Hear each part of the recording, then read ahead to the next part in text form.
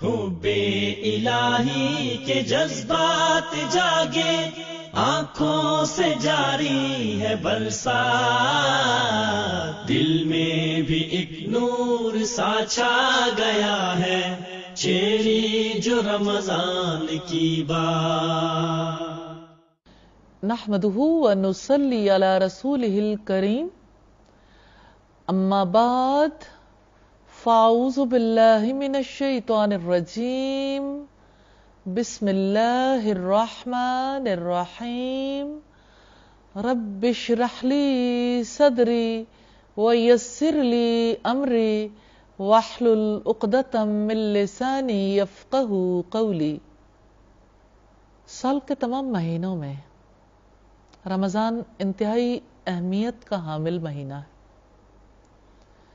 اس لیے کہ اس مہینے میں قرآن حکیم نازل ہوا، اور اس لیے کہ اس مہینے میں معمول بدل جاتے ہیں، اور اس لیے کہ اس مہینے میں اسلامی شعور بیدار ہو جاتا ہے۔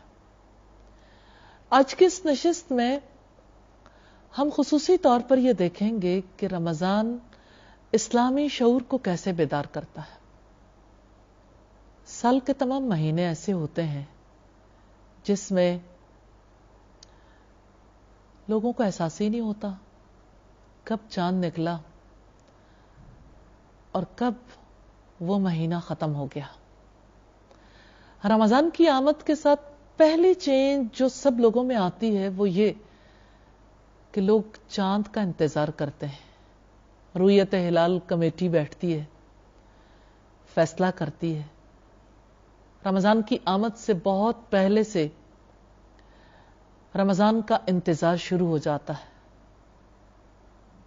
صرف ایک شہر میں، ایک گاؤں میں، ایک گھر میں نہیں، دنیا بھر میں رمضان کی آمد سے پہلے ہر طرف رمضان کو ویلکم کرنے کے لیے لوگوں کے اندر شعور بیدار کیا جاتا ہے، اور اگر بیدار نہ بھی کیا جائے تو انتظار ضرور ہوتا ہے۔ اوورآل اگر ہم دیکھنا چاہیں کتنی ویب سائٹس، کتنی فیس بکس، کتنے نیوز پیپرز، اور پھر اس کے علاوہ کتنے چینلز ہیں جو اس سلسلے میں مصروف عمل ہو جاتے ہیں، کتنی آرگنائزیشنز کام کرتی ہیں۔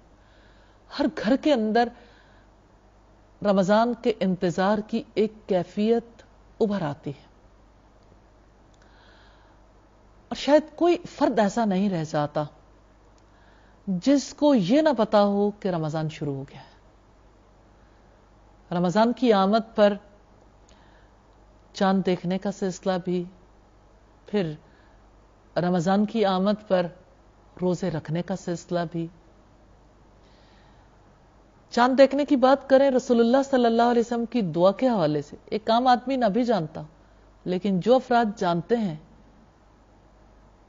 کس طرح سے وہ دعا ہمیں ایک مرکز کے گرد گھما دیتی ہے۔ اللہم اہلہ بالامن والایمان والسلامت والاسلام ربی و ربک اللہ۔ اللہ اس چاند کو ہمارے لیے امن والا، ایمان والا، سلامتی والا، اسلام والا بنا دینا۔ اے چاند، تیرا رب بھی اللہ ہے اور میرا رب بھی اللہ ہے۔ یہ ہے ایک ہونے کا احساس۔ وہ کائنات، ساری کی ساری کائنات جو ہمارے جس میں سے ہم ایک سیارے میں رہتے ہیں، ایک پلانٹ پر ہم زندگی بسر کرتے ہیں، ساری کی ساری رب کی تخلیق ہے۔ چاند نکلنے کے ساتھ رب کے ساتھ تعلق کیسے جا جڑتا ہے۔ پھر آپ دیکھیں کہ رمضان کے چاند کی وجہ سے جو شعور بیدار ہوتا ہے، فوری بعد عشاء کی نماز کے لیے لوگوں کا ذوق و شوق مختلف ہو جاتا ہے۔ رمضان المبارک کی پہلی رات میں سرکش شیاطین جکڑ دیے جاتے ہیں، جنت کے دروازے کھول دیے جاتے ہیں، جہنم کے دروازے بند کر دیے جاتے ہیں۔ عملی ثبوت ملتا ہے مساجد میں حاضری سے، حاضری بڑھ جاتی ہے۔ وہ لوگ بھی حاضر ہوتے ہیں جو سال کے دوسرے دنوں میں حاضر نہیں ہوتے. قیام اللیل، مساجد سے آنے والی آوازیں، ہر طرف قرآن کا ایک تعلق مسلمانوں کو ایک لڑی میں پرو دیتا. بار بار شعور کو کلک کرتی ہے یہ چیز، یہ وہ چیز ہے جس سے ہمارا تعلق ہے. کتنے ہی لوگ ہیں جو قیام اللیل نہیں کرتے، تراویح کی نماز نہیں پڑھتے، لیکن اس ماحول میں رہنے کی وجہ سے اپنے آپ کو اس ماحول کا ایک حصہ ضرور سمجھنے لگتے ہیں. پھر آپ دیکھیے کہ قیام اللیل کی وجہ سے بعض اوقات لوگ ایسے بھی ہوتے ہیں کہ جو ابتدائی دنوں میں بہت محنت کرتے ہیں، بعد کے دنوں میں اتنی محنت نہیں کرتے، لیکن بہت زیادہ افراد ایسے بھی ہوتے ہیں کہ جو سارا رمضان پھر جڑ جاتے ہیں مساجد کے ساتھ. مسلسل تراویح کی نماز اکٹھے پڑھنا، عشاء کی نماز کافی طویل ہو جاتی ہے، زیادہ وقت اکٹھے گزرتا ہے اور ایک ہونے کا احساس زیادہ ابھرتا ہے. ابتدائی دنوں میں وہ لوگ جو ایک دوسرے سے ناواقف بھی ہوتے ہیں، رفتہ رفتہ ایک دوسرے سے واقف ہونے لگتے ہیں. قرآن مجید کا سننا دلوں پر اثر انداز ہونے لگتا ہے.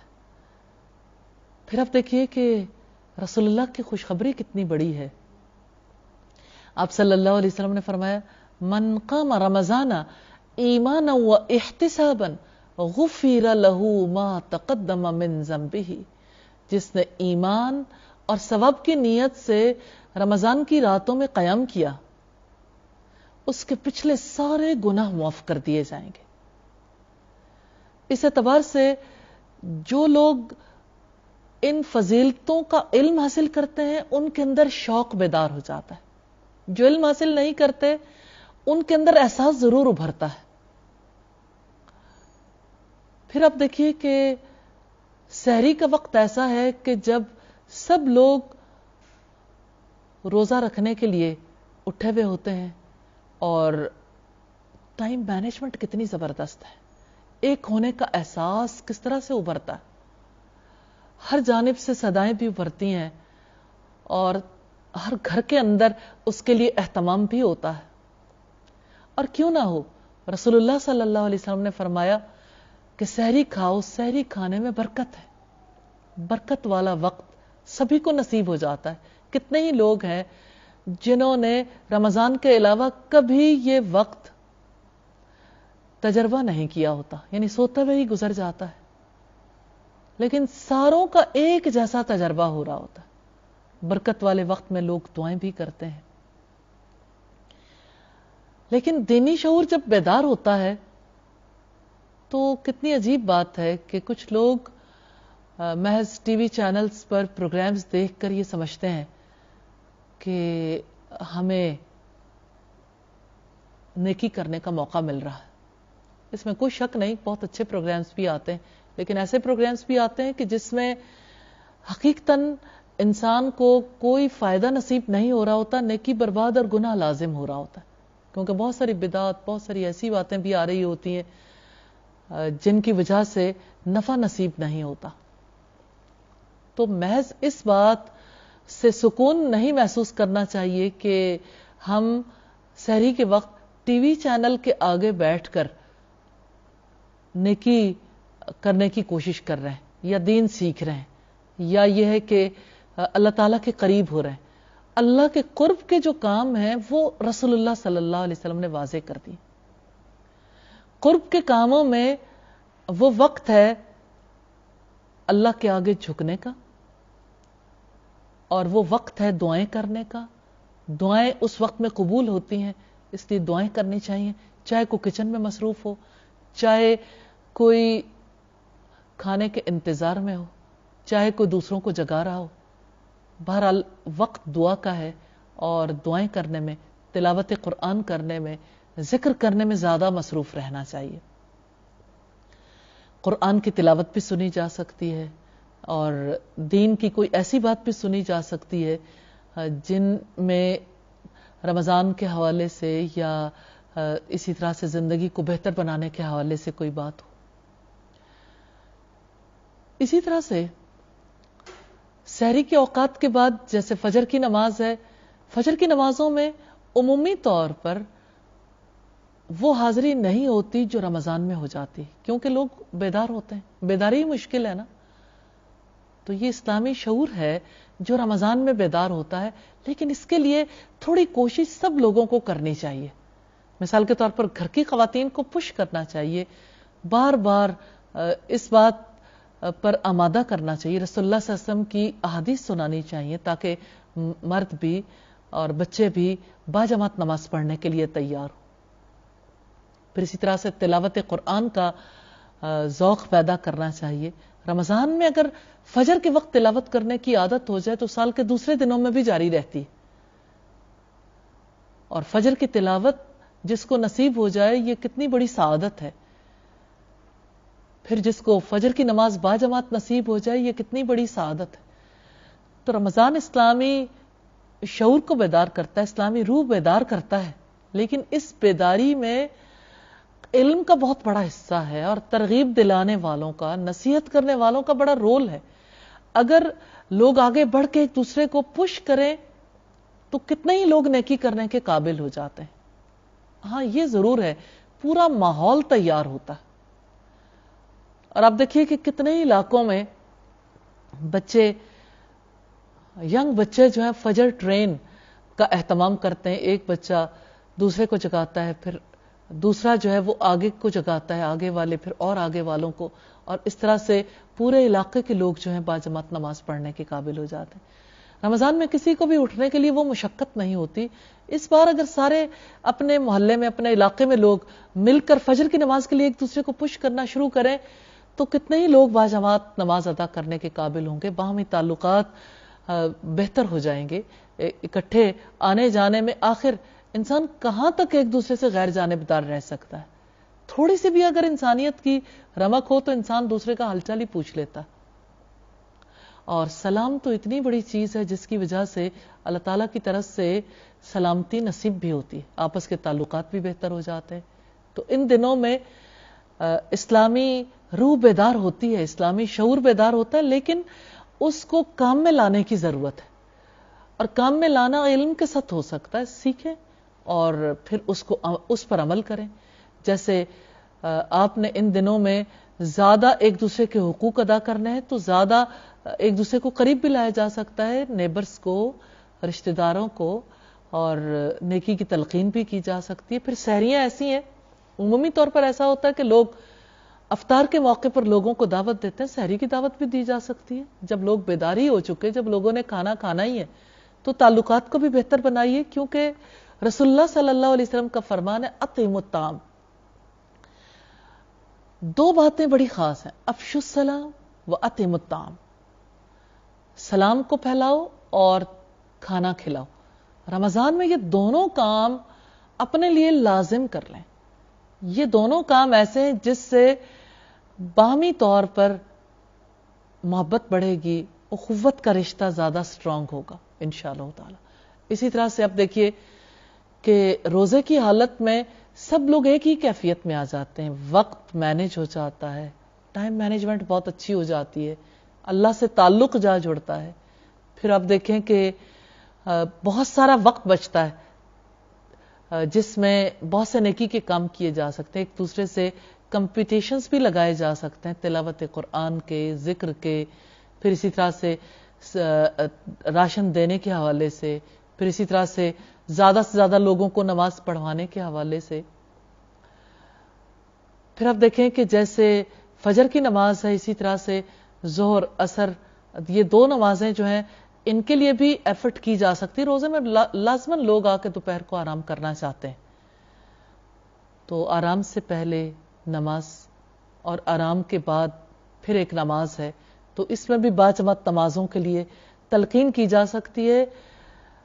اچھی طرح سے جان لیجئے سرکش شیاطین جکڑے جاتے ہیں، دل کے اندر نرمی آ سکتی ہے. اب کال دے کے تو دیکھیں، شیطان کال نہیں دیتا ان دنوں میں، باہر سے دعوت نہیں ملتی برائی کی، تو باہر سے نیکی کی دعوت تو مل سکتی ہے نا. پھر اسی طرح سے جو اہم امور ہیں ان میں مغرب اور عشاء کی باجماعت نمازیں بھی ہیں، اس کے لیے ترغیب دلائی جا سکتی. پھر افطاریاں کروانا. افطار کا موقع بھی ایسا ہے کہ جو سب لوگوں کے لیے ایک ہی ٹائم ہے، ایک ہی ٹائم پہ سب لوگوں نے آلموسٹ تھوڑے بہت اختلاف کے ساتھ افطار کرنا ہوتا ہے.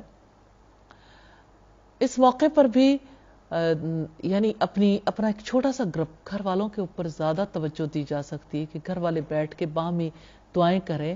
حضرت عبداللہ ابن مسعود اپنے گھر والوں کو اکٹھے کرتے تھے اس موقع پر اور دعائیں کرتے تھے. کیوں نہیں؟ ہر گھر میں یہ ماحول پیدا ہو سکتا ہے. ماحول تو بنا ہوا ہے، سب لوگ افطار کے لیے تیار ہیں، تو کیوں نہیں انہیں دعائیں کرنے کے لیے بھی تیار کرتے کہ دعا کی قبولیت کا وقت ہے. رمضان موقع فراہم کر دیتا ہے. کرنے والے کام تو سب لوگوں کے، اور نبی صلی اللہ علیہ وسلم کی سنت سے ہمیں سارے طریقے پتہ چلتے ہیں. انہیں اپنانے کی ضرورت ہے، جاننے کی اور اپنانے کی ضرورت ہے. اپنا لیجئے. اسی طرح سے افطاریاں کروا کے لوگ ایک دوسرے کے ساتھ زیادہ جڑ جاتے ہیں، تعلقات زیادہ بہتر ہو جاتے ہیں. پھر رمضان میں جیسے عشاء کی نماز کے ساتھ تراویح کا سلسلہ ہے. پھر رت جگہ جو ہیں وہ بہت زیادہ ہیلپ دیتے ہیں، لیکن رت جگہ اللہ کے لیے ہوں. بہت چھوٹی راتیں ہیں، ان دنوں میں بڑی آسانی کے ساتھ لوگ اپنی راتوں سے فائدہ اٹھا سکتے ہیں. نیکی کے بہت سارے کام انجام دیے جا سکتے ہیں، لیکن آرام بھی کیا جا سکتا ہے. آخری عشرے میں رسول اللہ صلی اللہ علیہ وسلم خود بھی جاگتے تھے، گھر والوں کو بھی جگاتے تھے. اس عشرے کے لیے ابھی سے پلان کر لیں گے، انشاءاللہ ان راتوں کو زیادہ اچھے طریقے سے بتایا جا سکتا ہے. قیام اللیل میں، قرآن سننے میں، قرآن پڑھنے میں، نیکی کی تلقین کرنے میں. اسی طرح سے رمضان کے آخری عشرے کی عبادت اعتکاف ہے. اعتکاف کی وجہ سے بھی مسلمانوں کے درمیان باہمی تعلقات بڑھ جاتے ہیں، اور اعتکاف بذات خود ایک سچی روح بیدار کرتا ہے. اپنا گھر چھوڑ کے مسجد میں جا کے اعتکاف کرنا ایک میسج ہے کہ مسلمان اس مسجد کی وجہ سے ایک ہے. اصل گھر تو اللہ کا گھر ہے، ان گھروں کے ساتھ تعلقات بہتر بنانے. حقیقت یہ ہے کہ یہ ایک بہت بڑا میسج ہے. مسلمان اللہ کے اس گھر کی وجہ سے باہمی طور پر جڑ سکتے ہیں اور اسلام کو سربلند کرنے کے لیے کام کر سکتے ہیں اگر ان مساجد کے ساتھ ایک سچا تعلق قائم ہو جائے. پھر آپ آخری عشرے میں دیکھیے لیلۃ القدر کی وجہ سے سب لوگوں کا دھیان لیلۃ القدر کی طرف ہو جاتا ہے. لوگ اس کے لیے اہتمام بھی کرتے ہیں. وہ لوگ جو عام دنوں میں نہیں کرتے، لیلۃ القدر کے لیے خاص طور پر 27ویں رات کے لیے اور آخری راتوں کے لیے ضرور اہتمام کر لیتے ہیں. پھر اسی طرح سے رمضان کے اختتام پر جو صدقہ فطر کے لیے تیاری ہے، پھر عید کے لیے تیاری ہے، یہ سب سلسلے مسلمانوں کو ایک کر دیتے. عید کی نماز تک کیسے کنیکٹیوٹی ہے. تو یہ رمضان اور روزہ کس طرح سے اسلامی شعور کو بیدار کر دیتے ہیں. پورے مہینے میں مسلسل ایک طرح کا کام کرنا پورے سال کے لیے تیار کر دیتا ہے. تو رمضان کو اپنے لیے غنیمت سمجھیے، برکت والے مہینے سے فائدہ اٹھائیے. اللہ تعالیٰ کی طرف سے تو پورے انتظامات کیے گئے. آسمانوں پر جنت کے دروازے کھل گئے، جہنم کے دروازے بند کر دیے گئے، زمین پر سرکش شیاطین کو قید کر دیا گیا، اور زمین پہ رہنے والوں کے لیے رہنمائی کا انتظام کر دیا گیا. ایسا پیکج دے دیا گیا جس میں وہ ایک لڑی میں پرو دیے گئے. یہ شعور بھی بیدار ہو گیا. جب وہ روح بیدار ہوئی ہے تو اب آگے بڑھ کے اس کے مطابق عمل بھی کر لیجئے. جو رب چاہتا ہے وہ یہ کہ سب کے دل اللہ تعالیٰ سے جڑ جائیں. قرآن مجید میں رب العزت نے یہ ارشاد فرمایا وَاعْتَصِمُوا بِحَبْلِ اللَّهِ جَمِيعًا وَلَا تَفَرَّقُوا. سب مل کر اللہ کی رسی کو مضبوطی سے تھام لو اور باہم متفرق نہ ہو. حضرت عبداللہ ابن مسعود سے کسی نے پوچھا رضی اللہ تعالیٰ عنہ کہ یہ حبل اللہ کیا ہے؟ تو انہوں نے جواب دیا القرآن حبل اللہ المتین. قرآن اللہ تعالیٰ کی مضبوط رسی ہے. یہ نزول قرآن کا مہینہ کیسے سب لوگوں کو اللہ کی رسی کو مضبوطی سے تھامنے کے لیے تیار کر دیتا ہے۔ اللہ تعالیٰ سے دعا ہے ہمیں اس کا سچا شعور نصیب فرمائے، ہمیں اپنی ہدایات کو اپنانے کی توفیق عطا فرمائے، اور ہمیں اس زمین پر جو کردار ادا کرنا ہے بحیثیت مسلم کے، کہ ہم خود اپنے آپ کو اللہ کی آگ سے بچائیں، اپنے گھر والوں کو اور زمین والوں کو بھی سلامتی کا پیغام دیں۔ اللہ تعالیٰ ہمیں یہ پیغام دنیا کے گوشے گوشے تک پہنچانے کی توفیق عطا فرمائے۔ وآخر دعوانا ان الحمد للہ رب العالمین۔ السلام علیکم ورحمۃ اللہ وبرکاتہ۔ حب الہی کے جذبات جاگے، آنکھوں سے جاری ہے برسات،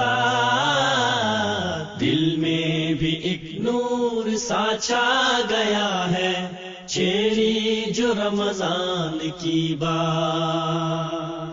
حب الہی کے جذبات جاگے، آنکھوں سے جاری ہے برسات، دل میں بھی ایک نور سا چھا گیا ہے، چھیڑی جو رمضان کی بات۔